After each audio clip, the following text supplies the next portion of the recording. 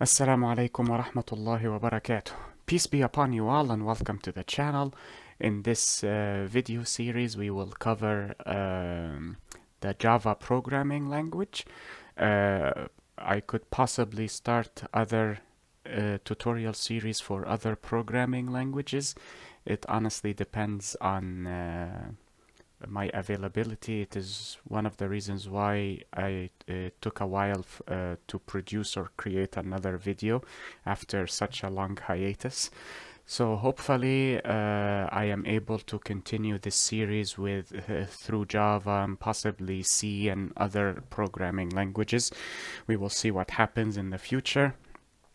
But a brief disclaimer before we actually start with today's lecture.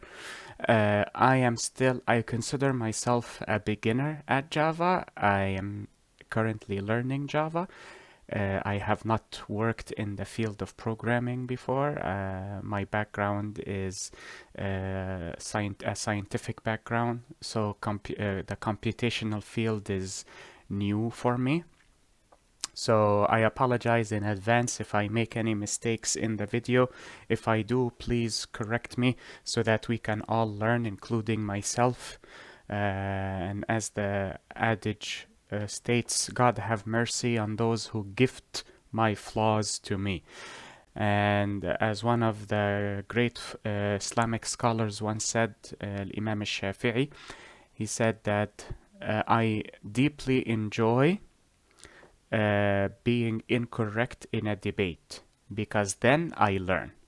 And since we learn from our failures, I prefer to make mistakes so that I can learn as opposed to succeed and never learn.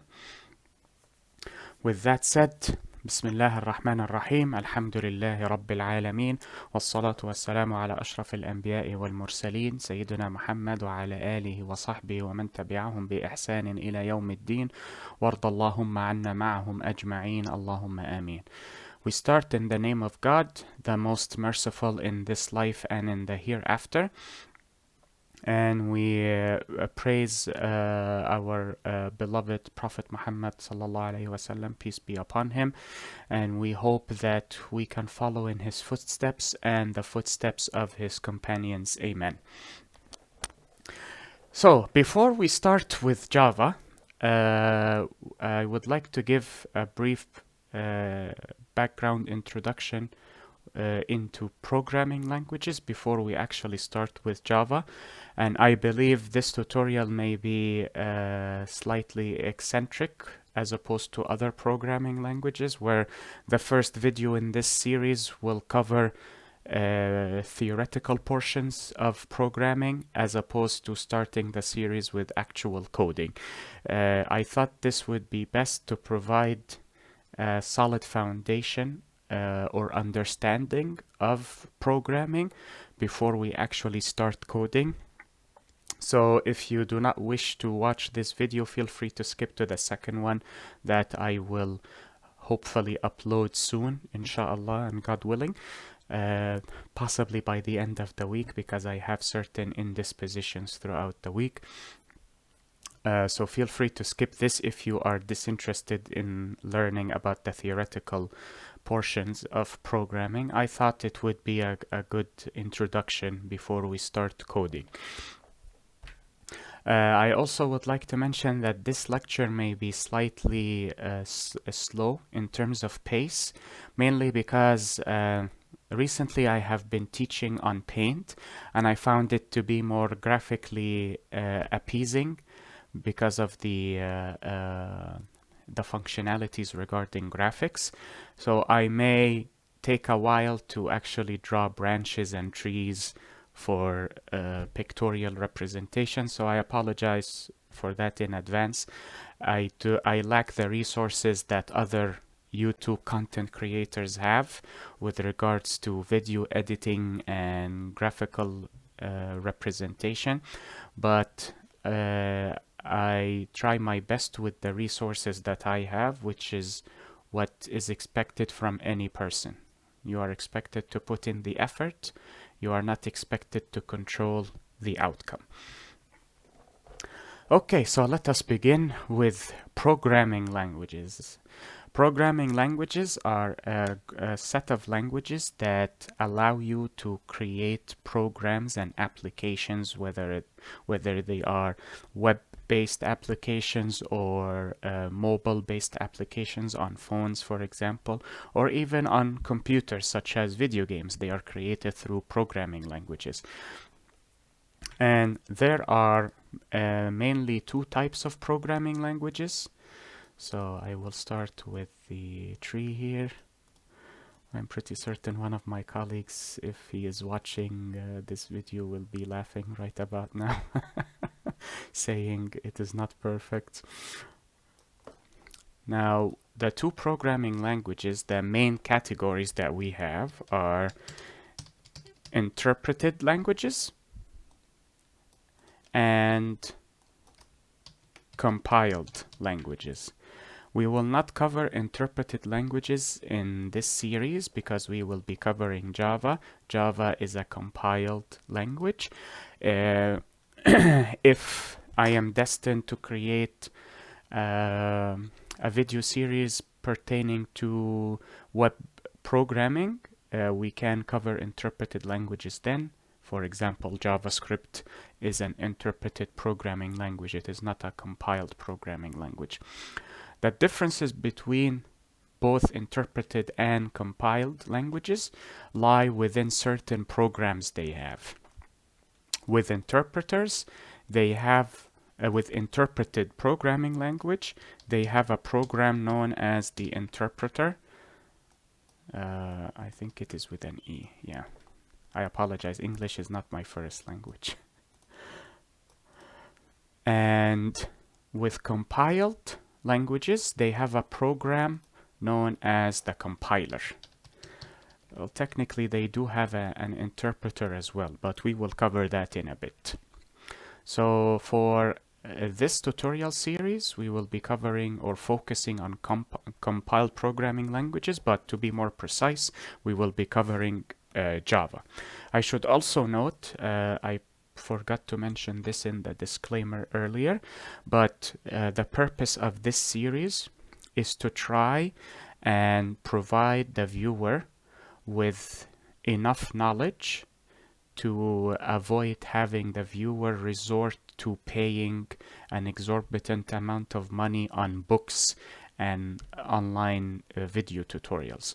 So the aim of this course is to hopefully provide a comprehensive knowledge base for Java to allow you to start preparing your portfolios on GitHub, for example, or any other website that you would like to host your portfolio on, in hopes to enhance opportunities of employment, God willing.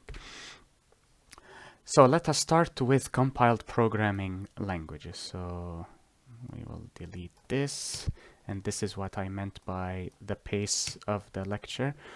But I enjoy using Paint for demonstrative purposes. So let us add here compiled programming languages. Now, with regards to compiled programming languages such as Java that we will be talking about today, or rather this series will be exclusively dedicated to Java, there are three different levels of programming languages. You have, so let me just create this, and then I will copy this, and let me turn on transparency selection. I dabble with pixel art quite often, so I enjoy using Paint. And we will have this here, probably raise this here slightly, and raise this here slightly, so that I have room.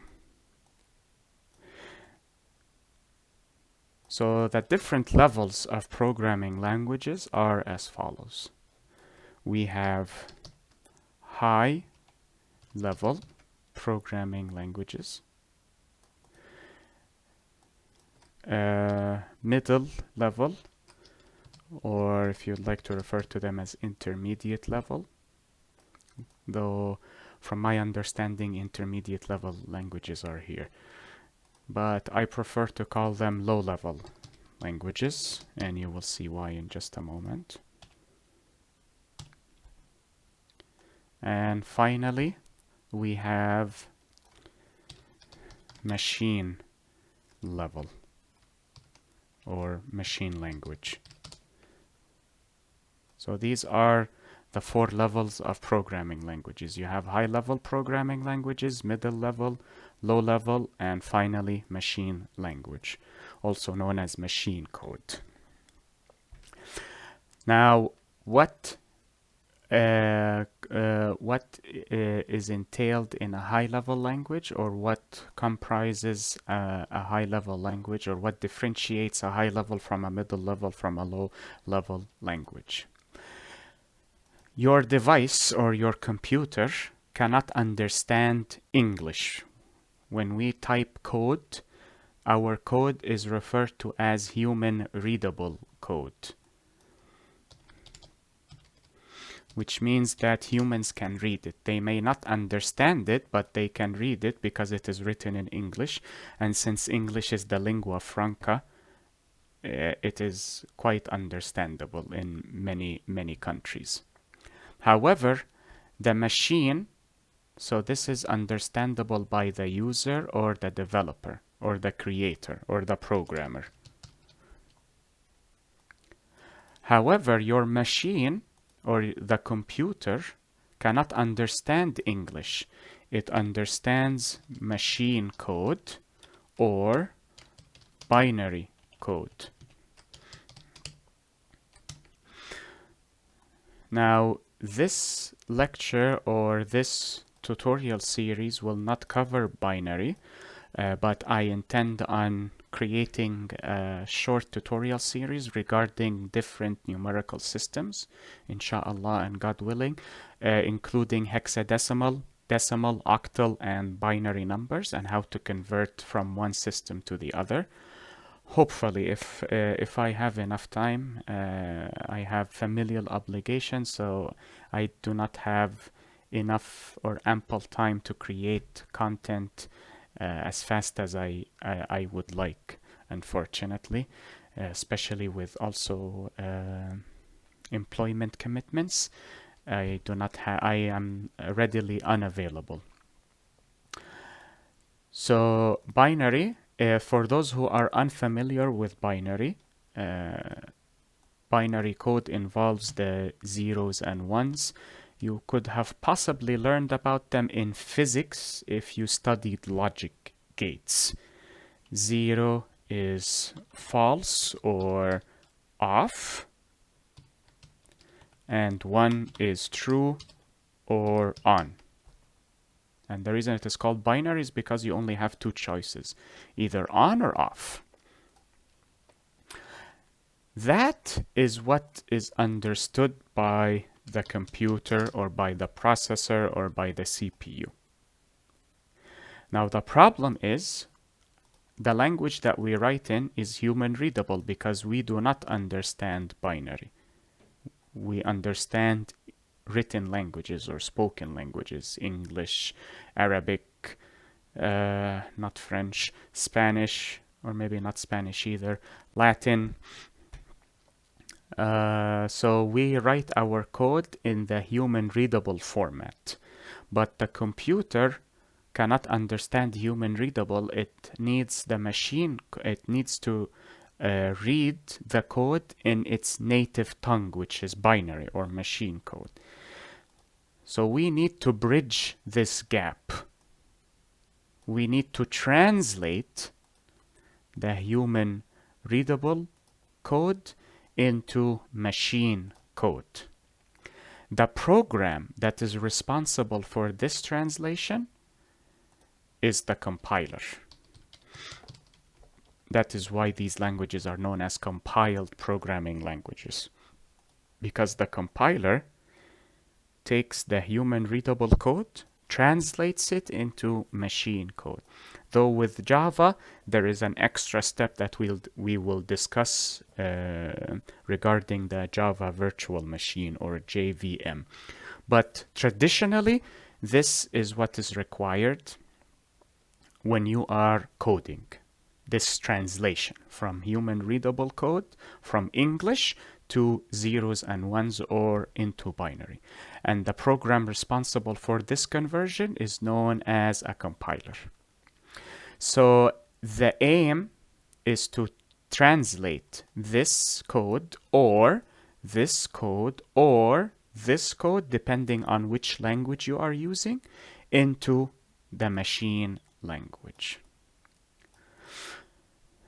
So let us do this for high level, and let me color it red. And then we have an arrow here for middle level language, and we will color it green, and this one too. And lastly, we will have machine level language, low level language, and we will color this with blue. As you can see, the arrow is longer from the high level to machine language as opposed to middle or low level language. This indicates that the translation speed or the compiler speed is slower because it is at a high level. So you can think of it as an ancient dead language. I guess you could say Sumerian, for example, or Babylonian. You have to read through resources until you translate it into a language you can understand. Middle level languages have shorter translation speed or translation time, or a faster translation speed. Low level languages are the fastest. They are translated extremely quickly. That is what differentiates a high-level language from its peers. The speed of compilation or the time for translation. Now, I will give you quick examples of different programming languages at different levels. But we will not be covering these languages, at least not yet. So as an example for high-level language, you have Java, and you also have Python. But also I should note that at higher levels, you have more functionalities. At lower levels, you have more restrictions with coding. So it would depend on what you enjoy. I personally enjoy high-level languages. I find them easier to maneuver as opposed to middle or low-level languages. And if you are a C programmer, you probably have suffered as I did while learning it. Maybe, I do not know. I tend to rely on visual representations when I learn. So programming is difficult for me because you cannot visualize what happens, or at least the teachers do not bother relying on visual aid for assistance. So I have to develop my own representation. But since we will not be covering Python, at least until I start learning it, so I will give Java here as an example. Middle level languages would be C. So C is quick with regards to execution, and also C++, which is why most gaming developers use C++ to create games, because it is faster, though some use C#, which is a high-level language. I would say it depends on the engine they are using. Unreal Engine, for example, relies on C++. The Unity engine relies on C#. Low-level languages, as an example, would be assembly language, such as the x86, for example, or the 68HCS microcontroller language by Motorola, which I do not think is used anymore. I could be mistaken. And the machine language here, of course, will be binary. You do not have any other examples here. So these are just examples to elucidate the differences between different levels of programming languages. For this tutorial, we will be focusing on Java. So let us start with the anatomy of the Java programming language. Sorry. So we do not need this anymore. And we can start with Java. I honestly do not remember why it was called Java, because originally it had a different name, but it was named after coffee, just like Python was named after some stupid movie. Western humor does not appeal to me, so yeah. I never watched the movie, I only saw parts of it, and yeah, Western humor. Anyways. So the Java programming language is, or rather the components of the Java programming language are three main components, and it depends on which package or which component you have installed on your system. In the next video, inshallah, I will show you we will install the component that is the comprehensive component that includes all three subcomponents or all three subcategories or subsets, however you wish to define it. So the three components are, now technically speaking, they are not equal subdivisions, they are parts of one another, but I will write them as three separate entities for now, just for the sake of labeling or enumerating, and then I will show you the relationship between each one. This diagram is merely to elucidate the abbreviation of each component. So we have JDK, and that is the most comprehensive component. It contains the other two. Then JRE, and that contains the last component, which is JVM. JDK stands for Java Development Kit, and JRE stands for Java Runtime Environment. There. And lastly, we have JVM, which stands for Java Virtual Machine. So if you'd like to remember which component contains which, I will draw an arrow here for you. Java Development Kit contains the JRE, and in turn, the JRE contains the virtual machine.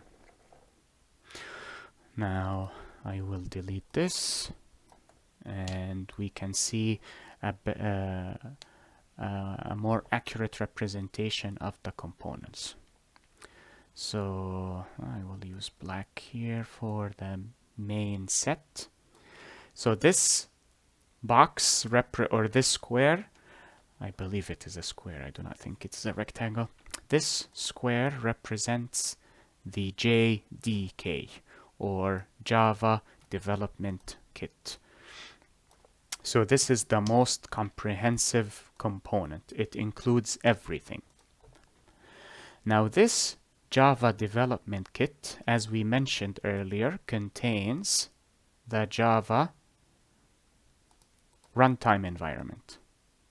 So I will represent it with a smaller box, and I will label it here as JRE.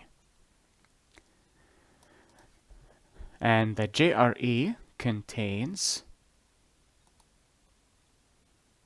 the smallest component, which is known as Java Virtual Machine, or JVM. I will need to push this up slightly. And actually, I do not need to push this up. Yeah, this would suffice. I may need to expand this, however. Actually, I do not think I need to. Okay, now let us see what is the purpose of each component and what are the extra contents of the JDK. So the JDK contains the JRE, but in addition to the JRE, it also contains three components. So I will use black to represent the components of JDK, or actually I will use blue because this is blue and the components of the JDK will be in blue. So in addition to the JRE, you also have the compiler, debugger, and lastly you have Java documentation, also known as Java doc.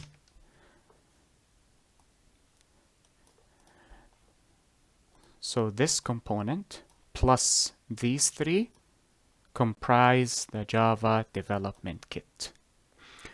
What about the JRE? It includes the virtual machine plus, and I will use green here, the class libraries. I will also be adding an article that illustrates the differences between each component in further detail in the description below for your kind perusal, inshallah and God willing. If you would like to learn more, I personally wished to avoid overwhelming you with unnecessary information, at least for a beginner.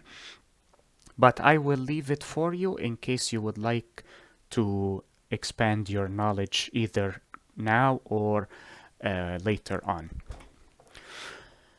Now let us take a look and see what each component is responsible for.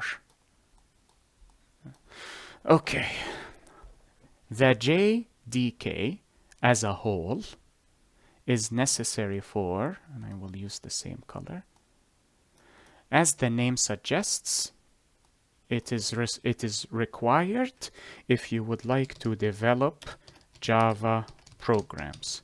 If you would like to create a Java application or a Java program, you need the Java development kit. You cannot create or develop a Java program or a Java application without the Java DK or development kit.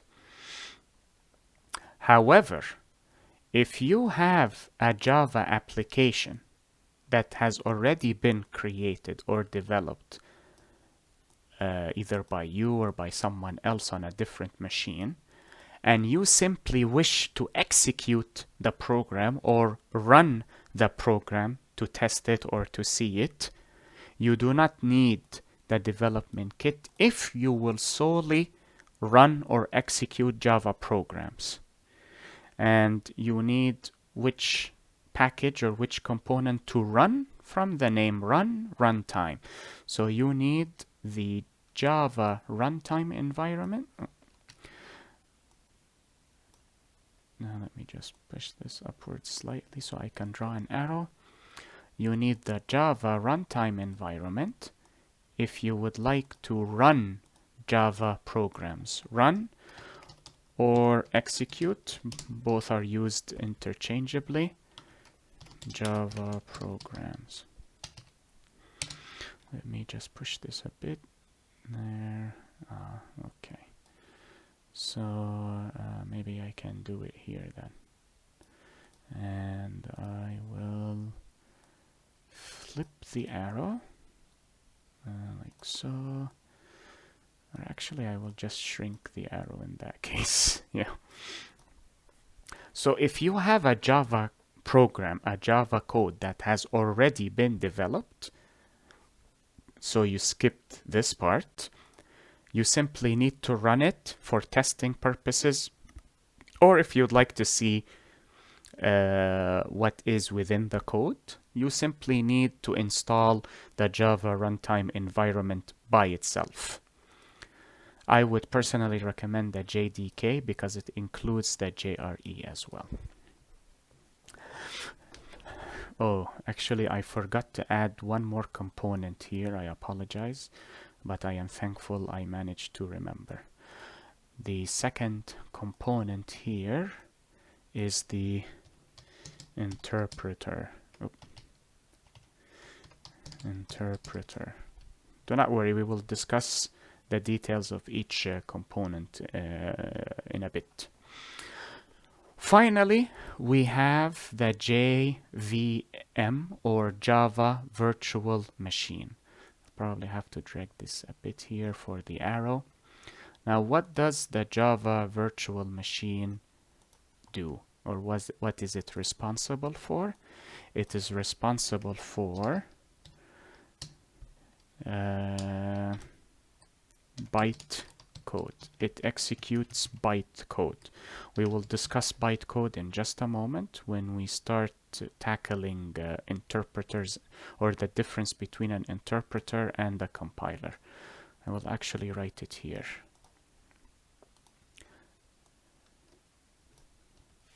So that is the main difference between each of these three components.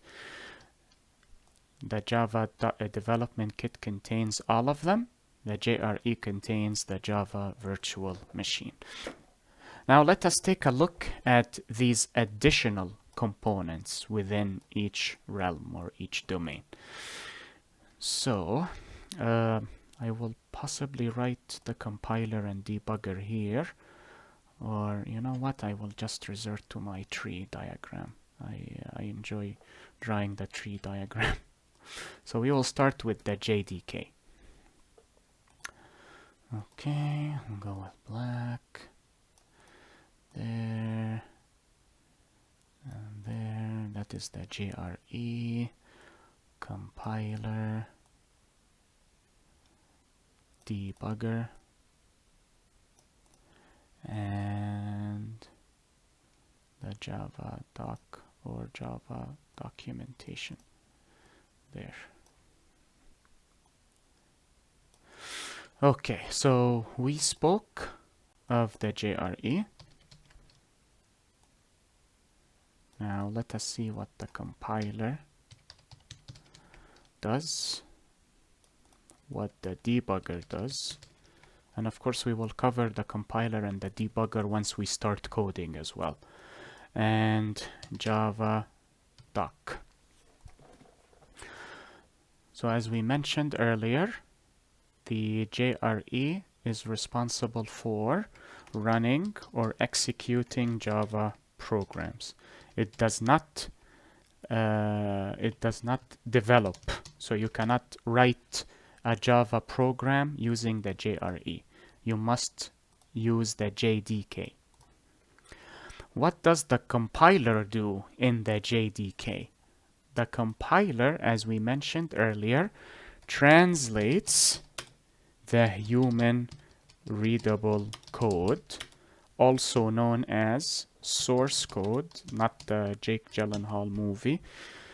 That movie was anyways. The source code. We will come across this term quite often, so I would recommend memorizing it. Some people write it as SRC, source code. So what you will be writing in the Java program, this is what is known as a source code. So that compiler translates human readable code, or the source code, into, we discussed earlier, into machine code. However, in Java there is an extra step, and we will see what purpose this extra step serves, into what is known as byte code. This will be more apparent when we discuss the interpreter, so bear with me for a moment, and then once we come across the interpreter, we will discuss the differences between a compiler and an interpreter, and the differences between bytecode and machine code. The debugger is responsible for detecting issues, also known as bugs. I do not approve of that term, but that is the conventional term for it in the source code. So if you have an issue with your code, for example, a loop keeps looping infinitely and you do not understand why, the debugger helps you with that because it is a stepwise detection. It scans your code and shows you the execution of each step, which allows you to identify and pinpoint the issues that you may come across. Lastly, we have the Java documentation, and this creates documentation of the source code. Documentation in programming involves writing the details of your code. What does this variable do? What is it used for? What is the method? What does it return? What errors or exceptions I could expect when this method is run, and so on and so forth. Due to time constraints, I will not show you an example of Java doc in this video, but in the next video when we install the IDE, or an integrated development environment, which we will also discuss in the upcoming video, inshallah, and God willing. And when we install the Java development kit, I will show you an example of the official Java doc made by the company that designed Java. What was it called again? Oracle, yeah. So I will show you an example of that in the upcoming video, inshallah. So this diagram represents the Java development kit and why it is important. Keep this in mind when we start talking about the interpreter, and I will show you the differences between, or rather what the purpose that the extra step serves in Java. So let us delete this and delete I actually need 3 lines, so what I can do is do this and then do this and then do this and erase here and then drag this here. There we go. Yeah, possibly fuse it because I do not think I will need it to be that long. Like so. We do not need this anymore, and we will take this here. As we mentioned, the JRE, or Java Runtime Environment, has the Java Virtual Machine, JVM. It also has the interpreter. Actually, I am capitalizing these. Interpreter. And lastly, it has class libraries. What does the JVM undertake? It is responsible for executing bytecode. What is bytecode? We will learn about it once we reach here. What does the interpreter do? Remember the bytecode that is formed by the compiler? It is still not machine code yet. The interpreter translates bytecode that was formed by the compiler into machine code or binary code.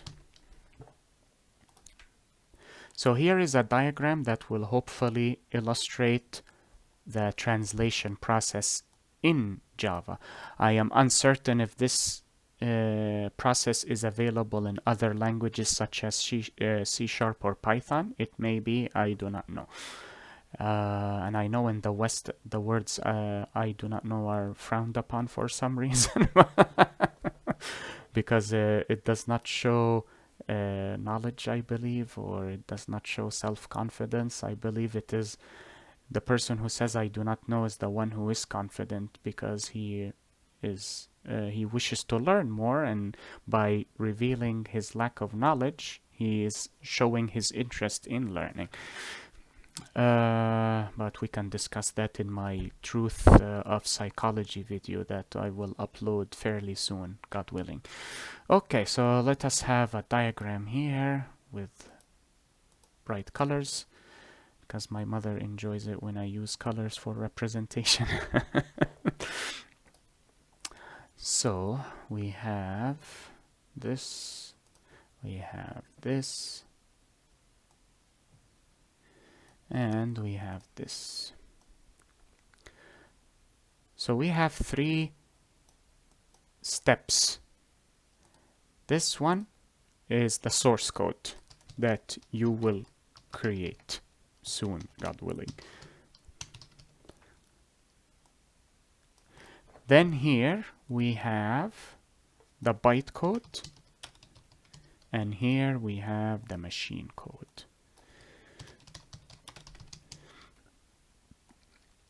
So just as a reminder, this one is understood by the developer or the creator or humans in general, because it is human readable. Humans can read it and somewhat understand it, whilst this code is understood by the computer.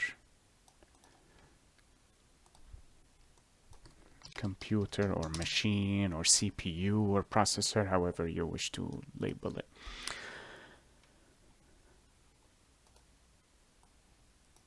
Okay, now which program is responsible for the conversion of source code into bytecode? As we mentioned before, use blue. This step is the responsibility of the compiler. However, this step, this step right here is the responsibility of the interpreter.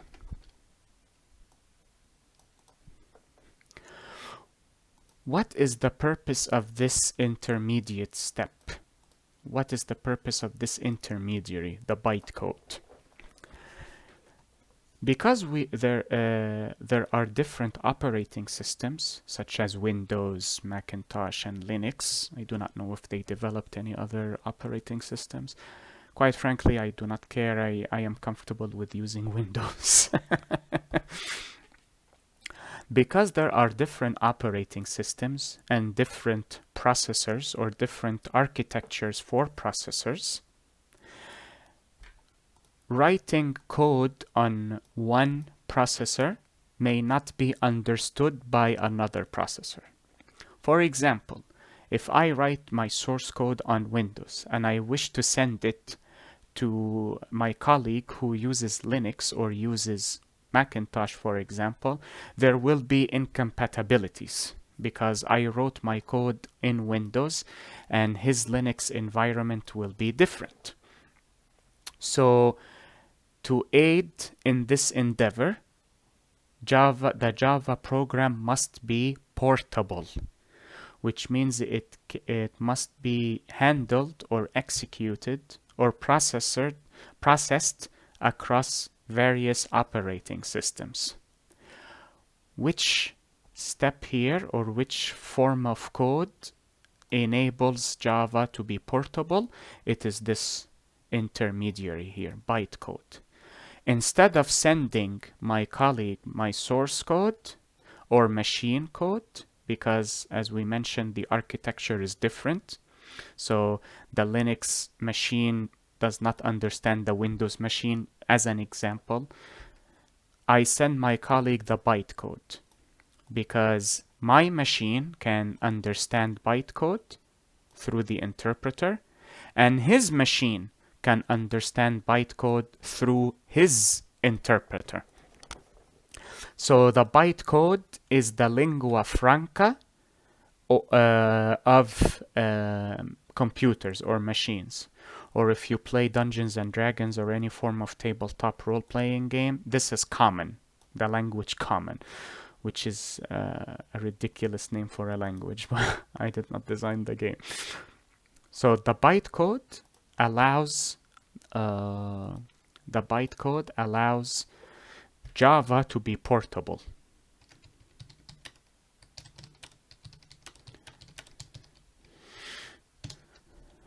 Or you can say allows Java code to be accessible on multiple machines or multiple processors, to be more precise. Thus, we have this intermediary here, so that when I send my code to a fellow colleague who uses a different operating system, I can send the bytecode and my colleague's JVM will handle this. Or, the interpreter will be able to translate this. Or his Java virtual machine will be able to execute the bytecode and run the program. That is the purpose of the bytecode.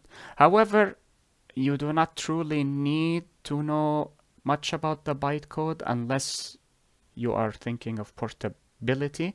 At least at the beginning of this tutorial, we will not truly focus on the bytecode. We will merely focus on the source code. Before we continue to the class libraries, I will inform you of the data type, or I should say the file extension of the source code and of the bytecode. But we will see these in further detail once we start coding. So the extension, so for example, if you are creating a file using Notepad, the extension will be .txt. If you are creating an HTML document, it will be .html. If you are creating a Word document, it will be .doc or .docx, depending on the edition of Microsoft Word, sorry. I forgot the file extension of Excel. I have not used Excel in a long time. The extension of source code is .java. And the extension of the bytecode is .class. And I will leave these here for your perusal, but we will discuss them later, God willing. Okay, let us return back to this diagram. We have the class libraries. What are the class libraries? Provide the code required to run the program. Because the JRE does not develop code, it only executes code, you still need a library that has certain codes or certain programs or certain classes required by the code you have received and wish to run. For example, if you received a source code from a fellow developer and you wish to run it using solely this, the code that you have received requires certain libraries for execution. If you do not have these libraries, you will not be able to execute them because they depend on the presence of these libraries or these classes. Thus, the libraries are present in the JRE. In case you do not have the JDK and you are simply interested in executing the code instead of developing it by yourself, the JRE provides you with the libraries required. This, of course, will become clearer when we start coding, God willing, and when we start seeing how to import different libraries or different packages. For example, the scanner class, if I wish to use the scanner class for user input, I have to import it, I have to include it. So it comes from a pre-existing library, and so on and so forth. So we will see that moving forward, God willing.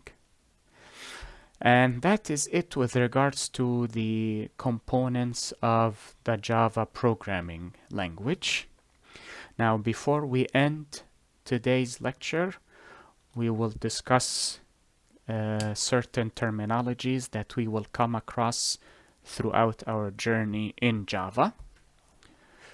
And we will start with API, which stands for Application Programming Interface. It is similar to Graphical User Interface, or GUI.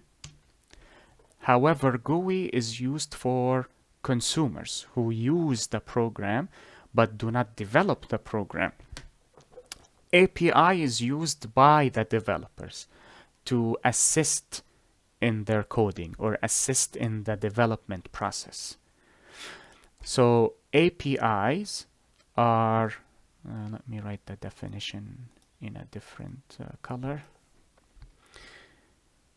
Predefined or pre-existing libraries that assist in program development. For example, if you are interested in game development and you would like to create a game using the Unreal Engine, the Unreal Engine has its own API.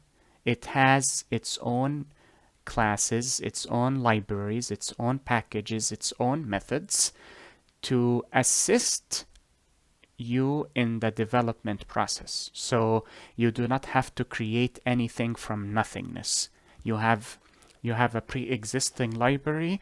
You simply use that library to execute certain commands. For example, the Unreal Engine would have in its API, it will have a method perhaps, or a library that dictates the movement of a character in a game.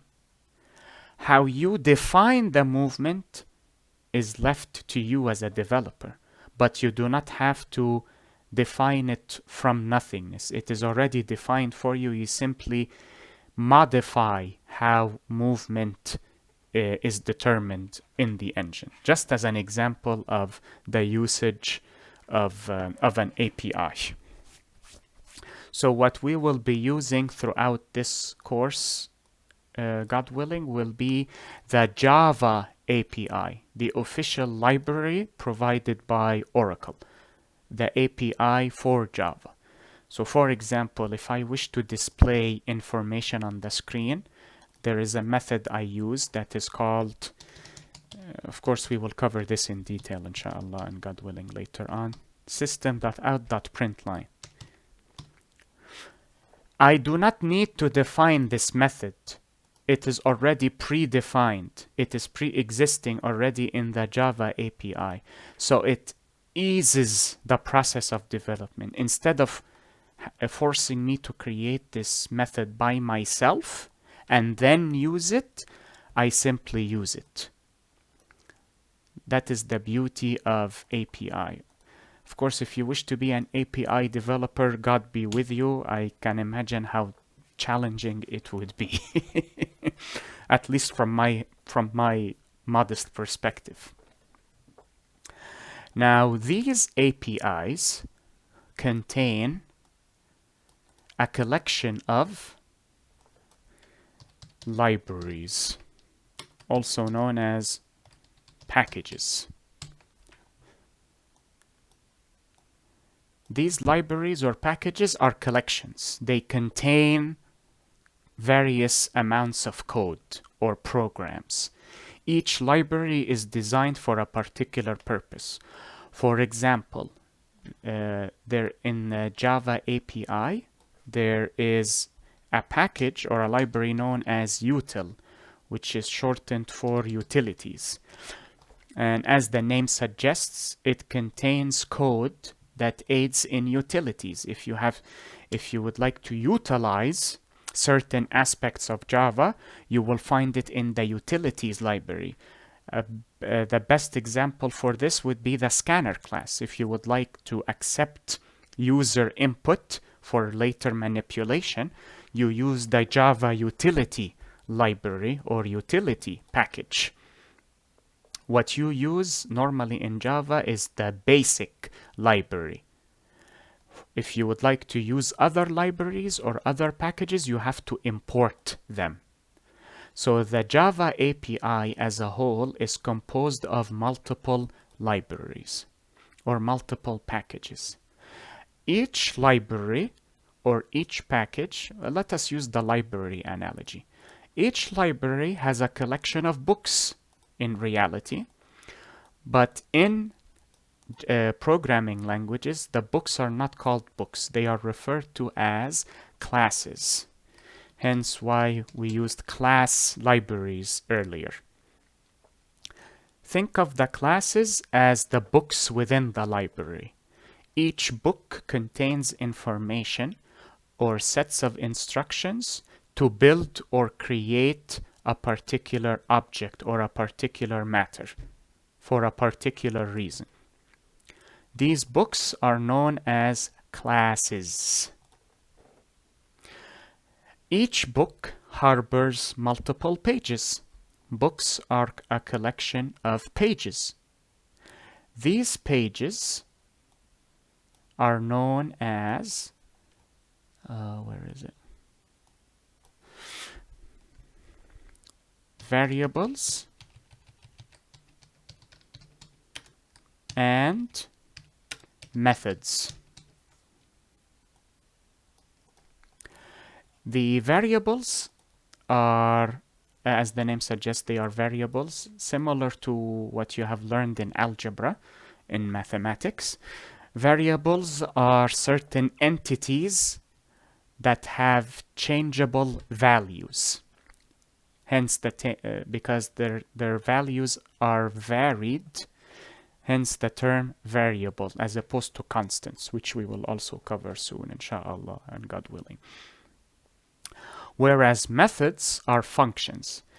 Technically, functions are names associated with programming languages that lack object-oriented programming, whereas methods are the nomenclature for functions within an object-oriented programming language.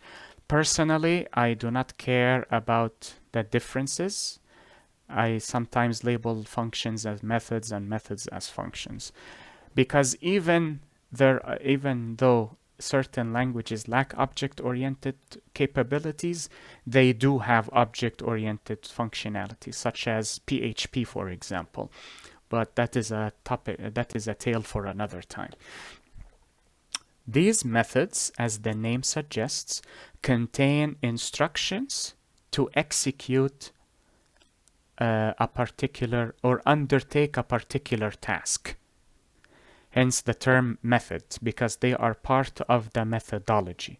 If you are a researcher and you are writing your thesis or a research article, after the introduction you have methodology, where you elucidate how you carried out particular tasks in the research. Western blots, for example, cell cultures, confocal microscopy, and so on and so forth. I know it is annoying and tedious to write a research article, but you have to do it regardless for publications. Now, these two within the book, so you have these pages eventually lead to the creation of a particular matter. For example, if I read a cooking book about a recipe to create kibba, for example. Oh wait, you would not know what kibba is. Shawarma. Shawarma is somewhat global these days. If I have a recipe book that gives me the steps to create shawarma and the ingredients to create shawarma, the resultant creation will be shawarma. That result, the cumulative efforts of the steps and the ingredients lead to a result. In object-oriented programming or in programming, this result is known as an object.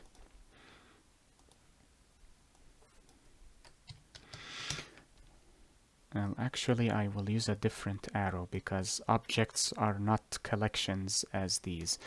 So I will use red color because it is somewhat of a definition. For example, if I wish to design a class that illustrates a camera, for example, or represents a camera, but instead of representing it visually, I will represent it computationally. This camera, when I design it through the class, becomes an object, because a camera is an object linguistically speaking, but but computationally speaking, a camera is also an object. However, instead of visually representing the camera as an object in reality, you are computationally representing the camera as an object virtually through steps and ingredients, or variables and methods. Because of this, Java is known as, well, let us use a different arrow here. This causes Java to be known as, no need for a drum roll, object-oriented programming language. In any programming language, if you are able to create an object, then automatically this programming language becomes known as an object-oriented programming language. For languages that lack this functionality, such as the C language, though you can circumvent the issue with structures. Structures are technically considered objects. If you only have these variables and methods or functions without the capability of creating objects, then this language becomes known as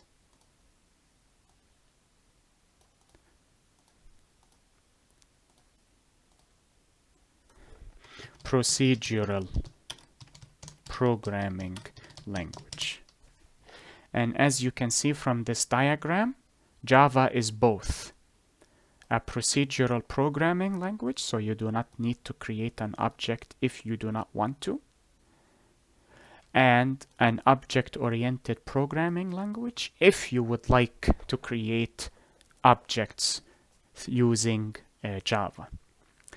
Because we will lack the visual aspect of representation, you can think of objects, if we use the analogy of game development, for example, it would be easier to visualize what an object is. If I wish to create a character in a game, whichever game, think of your favorite game. I will think of Ace Combat 5 because that is my favorite game.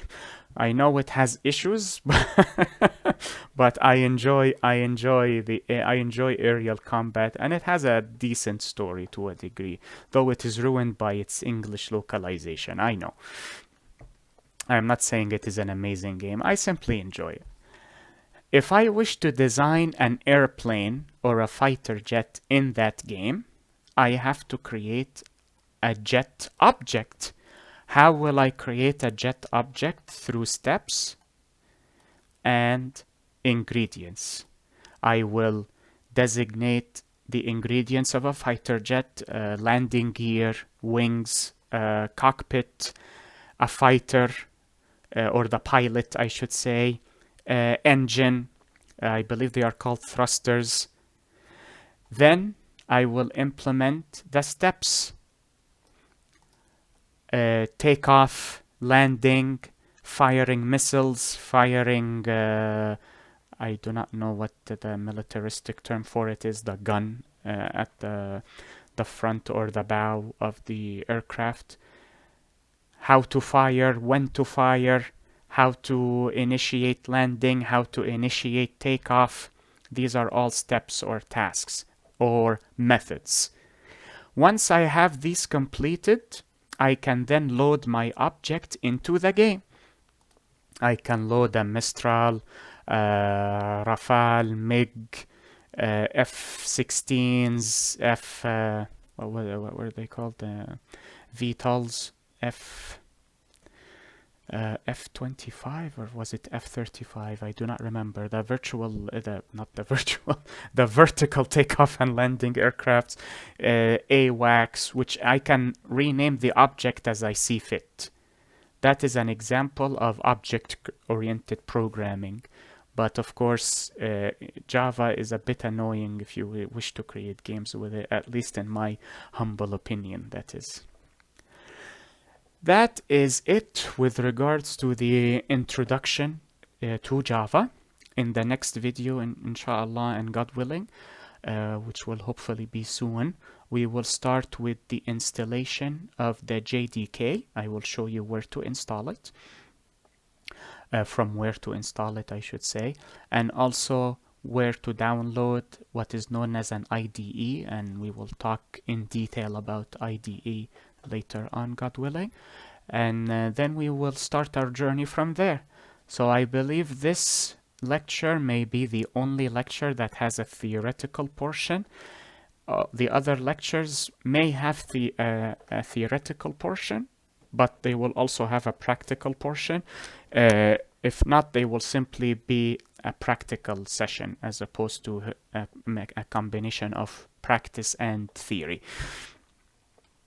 I hope this video was of benefit to you all. If you feel I made a mistake somewhere, please feel free to post the correction in the comments below so that the viewers can learn, but most importantly so that I can learn as well, because I am providing these tutorials, so I would like to be as accurate as I can be with the delivery. I will also be providing links to various YouTube channels where they teach Java in a much better format than I do. I also resort to these tutorials when I wish to learn.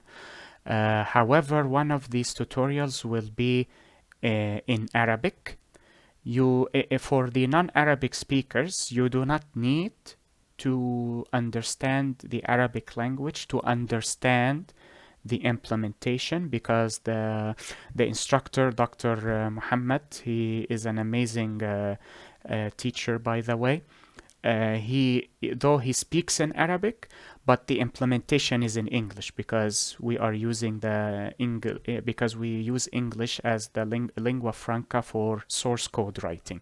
So you may be able to infer the steps through the implementation, but I will also be posting tutorial videos for English speakers as well.